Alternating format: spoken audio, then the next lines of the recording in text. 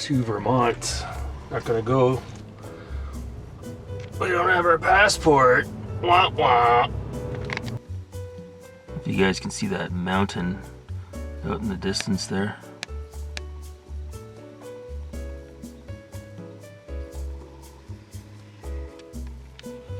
I think that's Maine.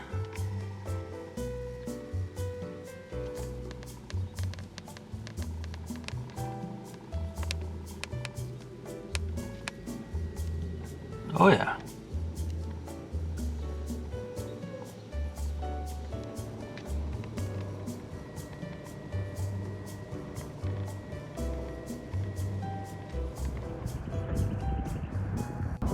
We are in Montreal currently.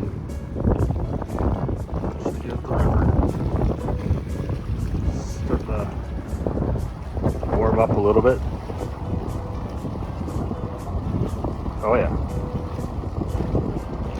Some localized brew.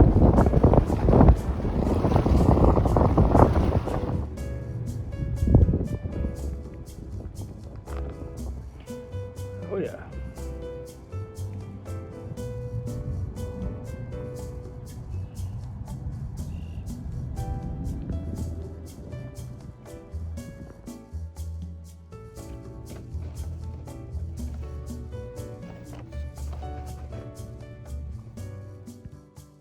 How's it going, guys? Cameron here, it's Canadian Gamer, coming at you with another video. Hope you guys enjoyed that little intro, a little bit of a road trip to Montreal. I actually didn't really have a chance to do any game hunting while I was there. But the main reason for today's video, I just wanted to touch base. I wanted to show you guys some of the pickups I've picked up over the last couple of days, last couple of weeks. And I wanted to also talk about what I have been playing. Struggling to speak here. Wow. So beer of the day, Boral IPA from Quebec. Oh yeah. Nothing but the welfare beer. Nothing but the good stuff. Pouring it in a Rickards glass. Oh yeah.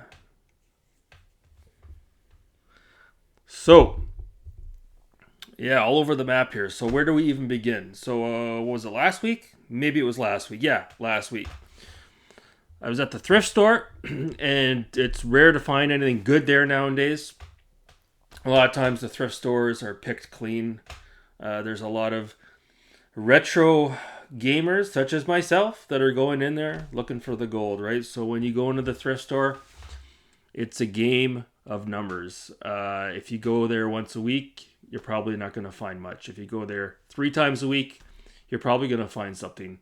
If you go 7 days a week, you're going to find some gold. I don't go 7 days a week. I'm lucky if I go once every 2 weeks. But anyhow, I lucked out. Anyone who watches my channel, you may have recalled a couple of months ago, I picked up a nice Logitech PC game controller. It was really nice. The problem with it is it was one of those old school controllers that requires a dongle that is particular to the Logitech controller, and if you don't have that dongle, you can't use the controller. It doesn't have integrated Bluetooth into the controller, so I ended up having to get rid of it. And it was a controller I had way back in the day. I had purchased one, and I was really bummed out that I couldn't use it. Well, lo and behold, I go to the thrift store last week, and I kid you not, and it's in mint condition, and I have tried it out, and it does work. I found a USB wired, same controller, the Logitech controller. It kind of mimics the PS2 controller. You guys remember this from back in the day, right? So yeah, I was really happy to pick this up. Really cool. Really cool. And I ended up using it to play a game on my computer here, which I'll talk about towards the end of the video. Now, those of you, again, who watch the channel, you know I've started to collect for the Nintendo Switch. I've been on a real big first-person shooter kick lately. Don't ask me why. I have. And I've been starting to acquire, the limited run games releases for those first-person shooters that were typically released by Night Dive Studios. Well, a lot of those games are obviously out of print. They're sold out. You can't purchase them anymore. You're lucky if you can find them on the classifieds. So a couple of months ago, I found Quake for the Nintendo Switch, and I picked it up. I got it on the classifieds. I think I paid $30 for it, $35. So I got a really good deal on it. So I was happy with that. And then more recently, I picked up Quake 2 again from Night Dive Studios, limited run games for the Xbox Series X. And so the issue is when you don't buy the game when it's available on the limited run website, limited run games website, then you're forced to deal with scalpers, right, on eBay. And the two games I'm going to show off here that I picked up, I was lucky enough to find a Canadian retailer out in British Columbia. And if you live in that area, you could go in person and pick up the games. I think it's an actual video game store.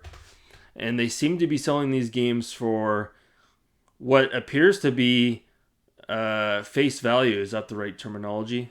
They're not trying to screw anybody over, because these two games, one of them I paid, I want to say $40 for, maybe $50, and the other one I paid $55.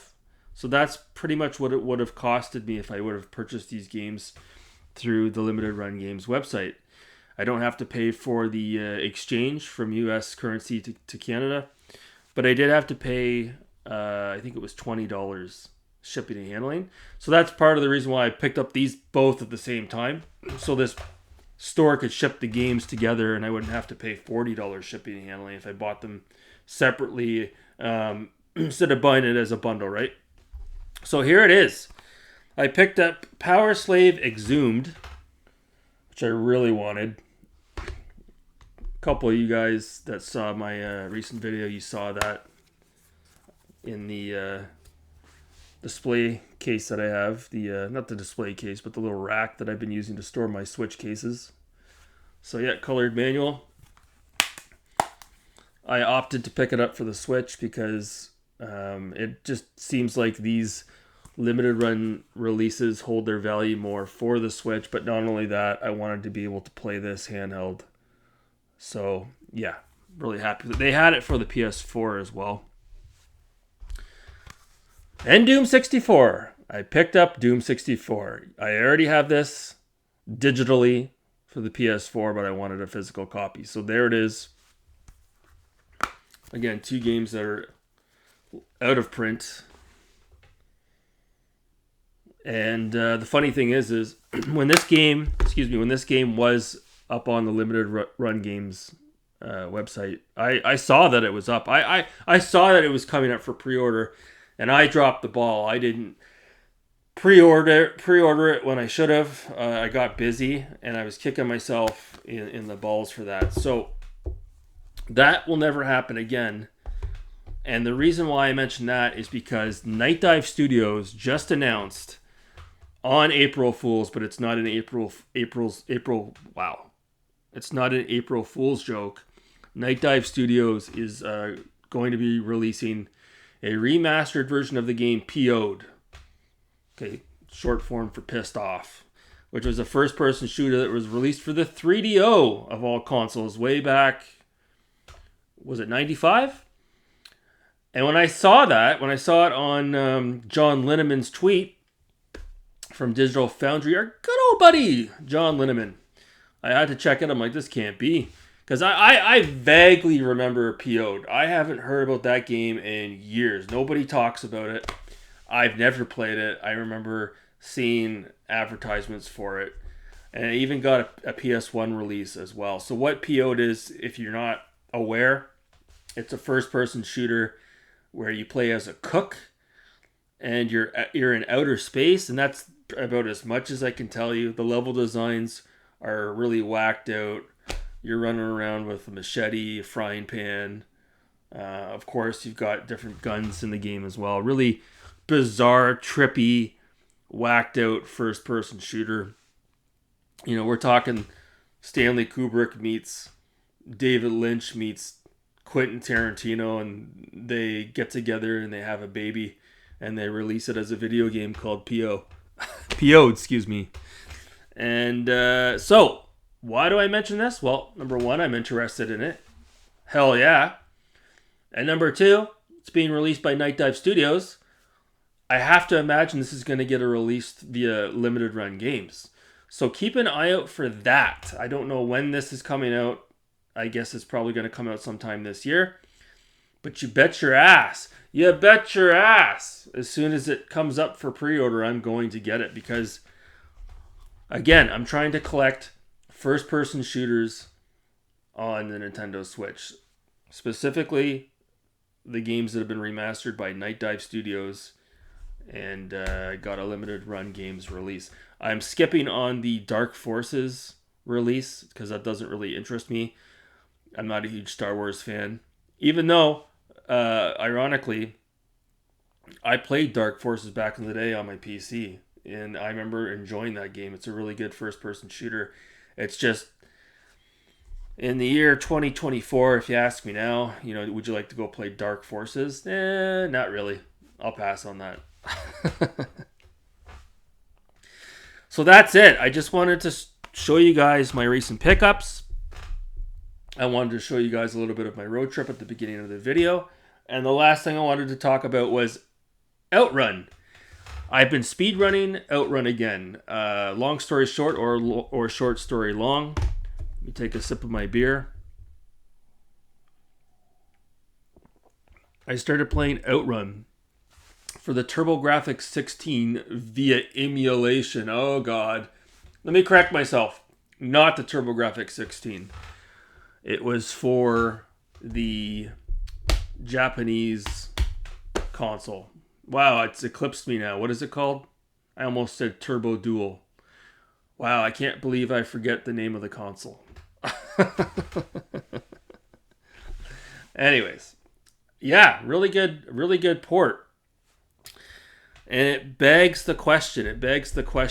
Is OutRun for the TurboGrafx, is it better than OutRun on the Sega Genesis? Well, it runs at 60 FPS. The Genesis version only runs at 30.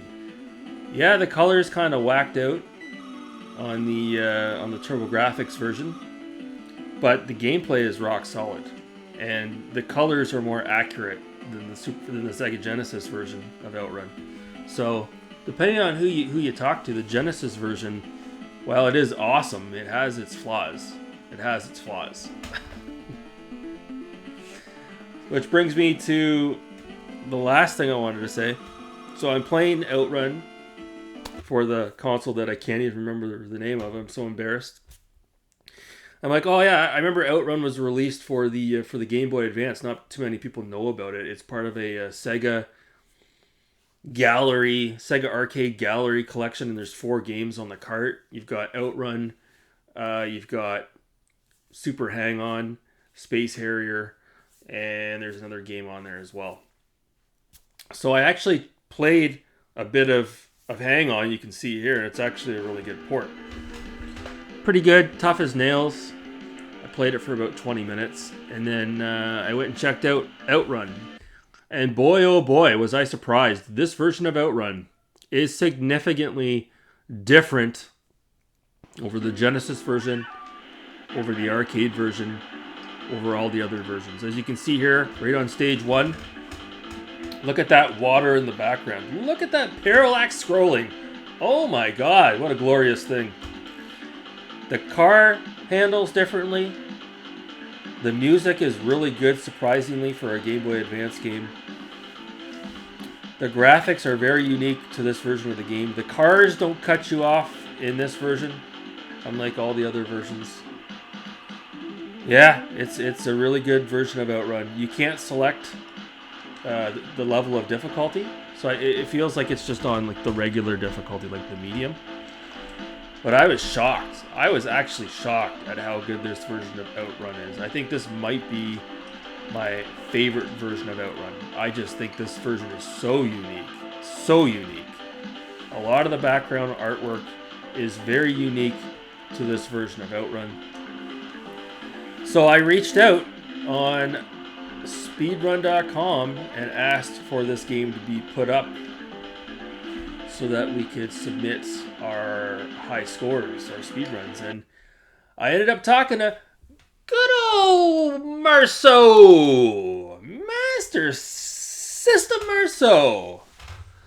And no, we kept it cordial. He got back to me. He's like, yeah, I'll add that game. No problem. And the next thing you know, he's running OutRun. He's running OutRun on the Game Boy Advance, trying to beat my gold, trying to get my gold medals, which he did. And he added the game, which is cool. And that was pretty much the extent of it there.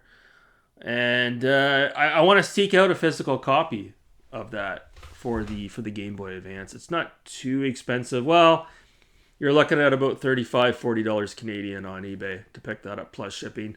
So you might be further ahead to maybe even go to a retro gaming store and pick it up for the same price, minus having to pay shipping and handling. But then again, you're wasting your gas and your time driving out there, right? So pick your poison. So, yeah, that's pretty much it. Back on an OutRun kick. If you see your YouTube subscription feed flooded from time to time with speed runs from me, I usually put them up for about an hour or two. So anyone that wants to look at them can. And then I usually delist them so that they're not clogging up your feed. But yeah, so that's it. That's basically it for now. I'm going to continue to try to get some good times on OutRun for the, I keep saying Turbo Graphics, and the Game Boy Advance. And I did start playing Power Slave a little bit. I put it down though because I'm actually still in the process of trying to beat Deadly Premonition 2, a blessing in disguise for the Nintendo Switch, which is a really, really good game. I got lots to say about that as well. So that is it, my friends. I'm going to cut it off there right at the 16-minute mark. I hope you're all doing well. I'll be back with something a little bit shortly later. Blah, blah, blah. I got to get a new light, a backlight here for my room. This light's starting to go, so I need something a little bit more professional, right? Anyways, that's going to do it for me. Thanks so much for watching, guys. Have a great day.